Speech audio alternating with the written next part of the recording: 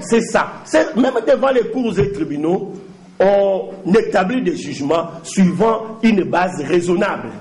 C'est raisonnable. Et quand le procureur général de la République, le premier magistrat du ministère public, initie une procédure de flagrance, je vous dis, nous aurons bien souhaité que ces débats se tiennent devant les cours et tribunaux, mais on nous empêche cela. Quand le procureur général de la République, magistrat numéro 1, parle de la procédure de flagrance, dans notre droit sur l'auteur de l'infraction, quand vous prenez, je pense, l'article 10 de la loi qui organise notre procédure de flagrance, il dit, lorsque l'auteur de l'infraction est parvenu à s'enfuir, et on dit, lorsque l'auteur de l'infraction déférée, c'est le verbe qu'utilise le législateur, est parvenu à s'enfuir. La plainte que la famille a déposée, elle est introduite au parquet général. Pourquoi au parquet général? C'est au parquet général de résidence de M. Kennedy Kambala. C'est au parquet général de Matete parce que nous avons, dans nos investigations, dépisté là où il réside. Il réside dans la circonscription, disons, dans la commune de Limete. Et la plainte a été déposée au parquet général parce que seul le procureur général, en droit congolais, en vertu de l'article 13 du Code de l'organisation et de la compétence judiciaire, a la plénitude de l'action publique dans sa juridiction. Donc nous ne pouvions plus retourner chez le PGR pour porter plainte contre le père présumé ou le père imaginaire des filles de joie qui sont, comme l'a dit madame, les Bana Kanyama, c'est-à-dire vous avez une police qui entretient des criminels, qui entretient la délinquance et qui oublie de noter que dans notre loi, parce que nul n'est censé ignorer la loi, la Constitution en son article 62 le dit, mais la loi sur le viol, que ce soit la loi qui criminalise le viol, que ce soit la procédure en fait de viol, où on n'a pas prévu la complicité. C'est là que nous sommes indignés de voir qu'au niveau du parquet général de la République, c'est-à-dire, comme l'a dit le confrère, le numéro 1, incrimine des innocents du chef d'une infraction non prévue par la loi. La complicité n'existe pas en matière de viol.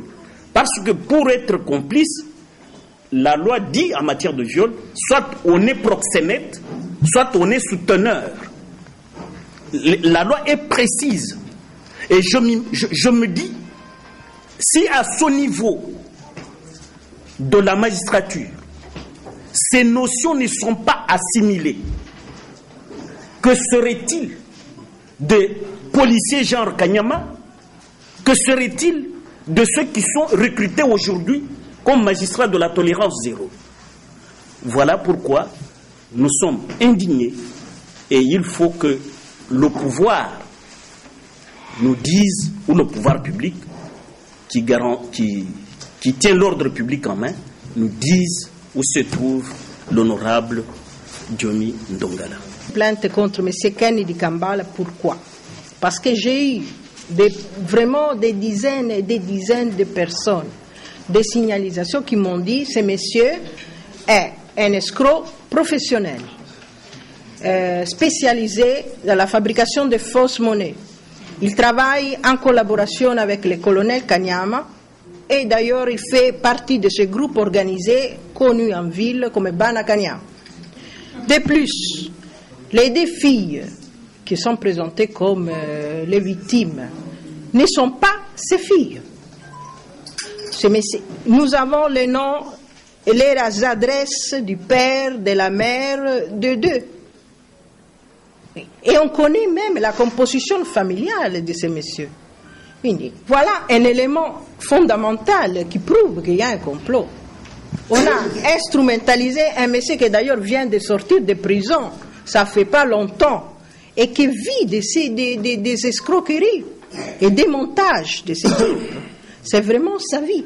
J'ai même reçu quelqu'un qui est venu de Bukavu, il a pris l'avion pour venir me voir à Kinshasa pour me dire « Madame, on a vu ce monsieur à la télévision, je l'ai reconnu, il m'a escroqué $300,000. » C'est quelque chose que j'ai vu, j'ai les noms de la personne, je peux vous donner tous les indications. Mais ce n'est pas les seuls.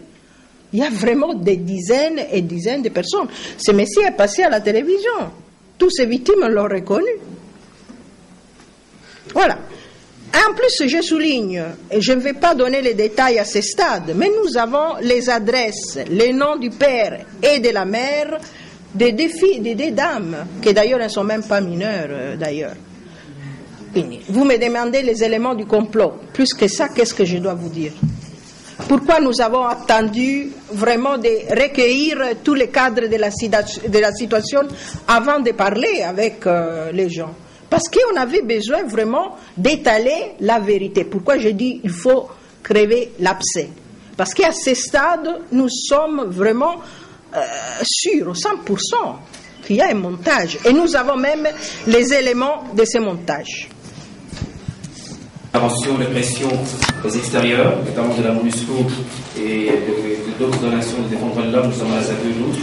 Donc je témoigne, je suis sorti, heureusement ou malheureusement, avec notamment de coups et blessures, notamment aux pieds et aux bras. Nous avons reçu des menaces de la part de ces policiers, ils étaient une bonne dizaine, lourdement armés. On nous a enfermés pendant 4 heures de temps.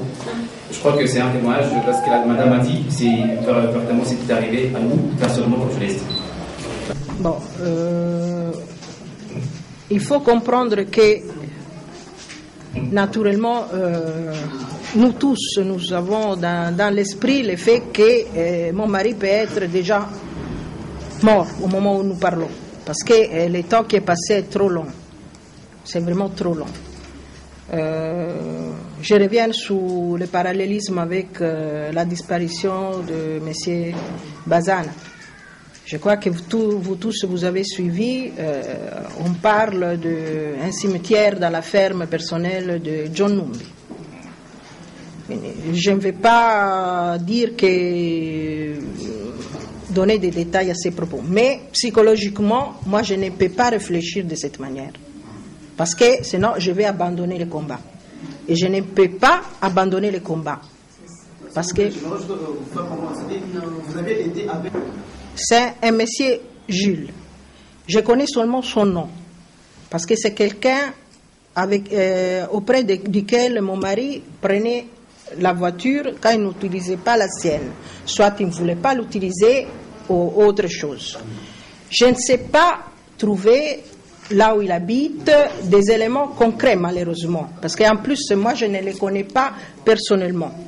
On est en train de voir au niveau du parti pour localiser sa maison, là où il habite, et vérifier. Mais jusqu'à présent, on n'a pas trouvé son lieu d'habitation. Donc je ne sais pas vous répondre à cette question. Je sais seulement que le véhicule, c'était une Mitsubishi blanche. En ce qui concerne ce que vous me dites c'est franchement des affabulations qui ne méritent pas de commentaires. Voilà, c'est simplement des affabulations. La mère de mon mari m'a dit, et comme elle m'a présenté ses problèmes, elle m'a dit que des gens, soi-disant proches de ce monsieur Kambale, lui avait envoyé un message pour la rencontrer. Il faut comprendre que la mère de mon mari, c'est une dame d'un certain âge, d'ailleurs aussi au moment où nous parlons malade, et qui cherchait son enfant.